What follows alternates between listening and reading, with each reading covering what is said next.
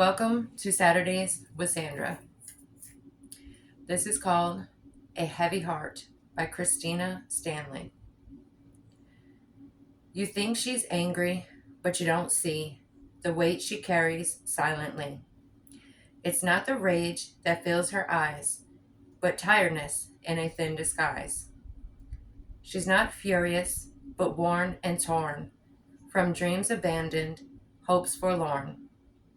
She's tired, she's weary, she's feeling lost, paying life's relentless cost.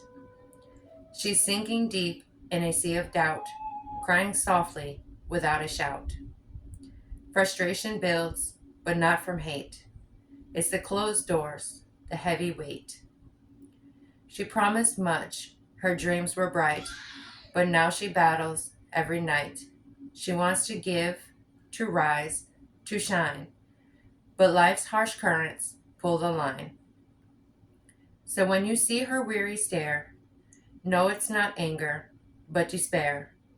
She's fighting hard to find her way, hoping tomorrow's a kinder day. In the last video, I spoke of the loss of loved ones and a few different ways of such loss. Today, I want to talk about one of those, suicide. There is 1 month out of the year dedicated to suicide awareness, September. Each year, there are 720,000 people that pass away from this. It can happen at any stage of life. This means from children to parents to grandparents. This also means it can happen to any of us, a veteran, a CEO, a teacher, a student, anyone. I believe any day of any month is a perfect time to try and help someone realize their worth. I hope we can bring these statistics down. I have been on many different ends of the spectrum with this. I've also been faced with a lot of different opinions on this topic. As I've mentioned before, I had a rough upbringing. Between foster care, adoption at the age of 10, being bullied in school by both students and teachers, all while dealing with bipolar. I ran away from home frequently and skipped school a few times. Those I had reached out to seemed to do the complete opposite of what I actually needed.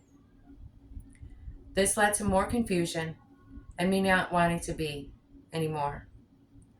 I started believing every word said to me by all the bullies. In the 3rd grade, the teacher had taken me out in the hall and proceeded to tell me that because I wouldn't listen about not talking, I should live in an orphanage and be dressed in rags. That still disturbs me. What gives a teacher the right to talk to any child like that?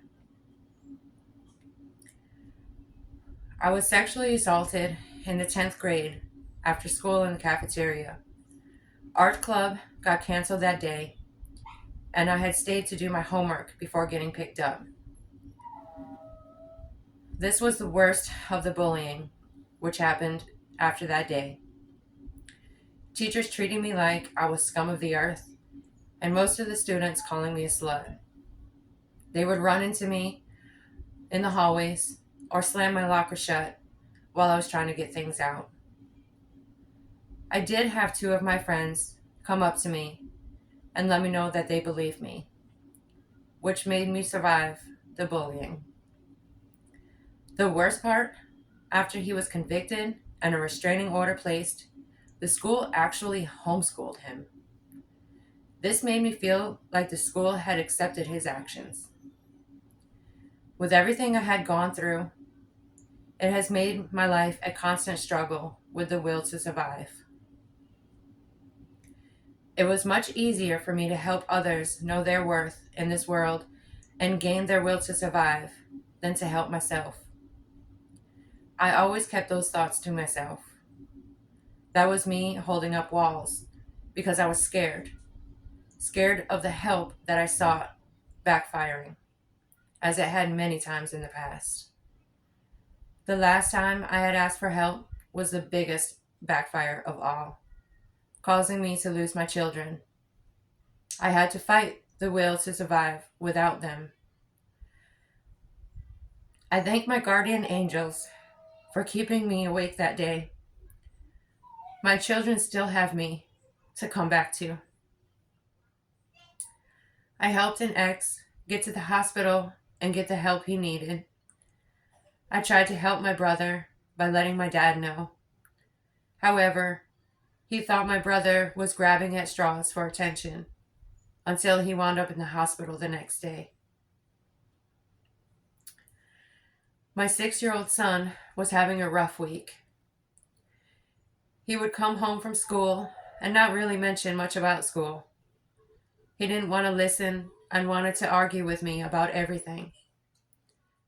He was quick to get emotional and seemed overwhelmed with the slightest of tasks, like finishing dinner, picking up, or doing his bedtime routine. This was definitely not his usual behavior. As much as I would ask what was wrong, it was always nothing.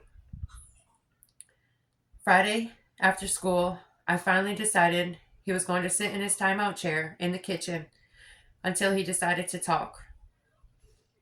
This was one of the most heartbreaking moments of any parent's lives. He was only allowed to get up and go to the bathroom or to eat. Once done, he had to sit back in his chair. Remember, he was only 6. Realization finally settled in, and he decided to open up. He told me how he was getting bullied on the school bus to and from school, which broke my heart. And with those next words, my world shattered. He told me he didn't want to live anymore. That Monday, I spoke with the bus driver. Things were good while the regular bus driver had the route.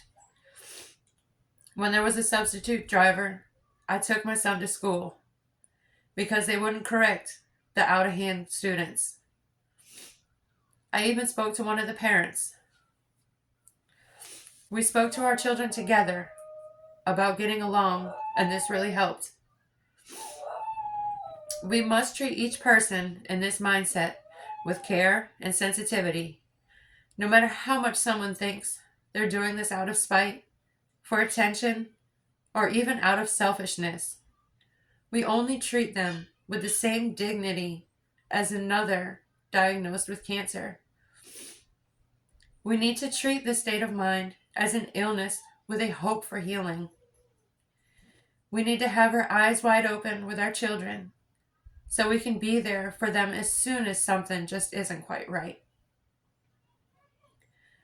I would much rather have someone I love hate me because I intervened than to have lost them because I didn't try. And yes, you can be at peace knowing you tried, even if you have still lost. Remember, no one is alone in this, no matter which side of the fence you are on. There is help, you are loved, and you are wanted. I pulled this post from a group called Surviving Mom Blog with Randy Latzman. The saying is that words don't hurt, but they do. Words can build people up or tear them down. Words can make someone's day brighter or darker. Words can be a new perspective or a trigger. Words do matter.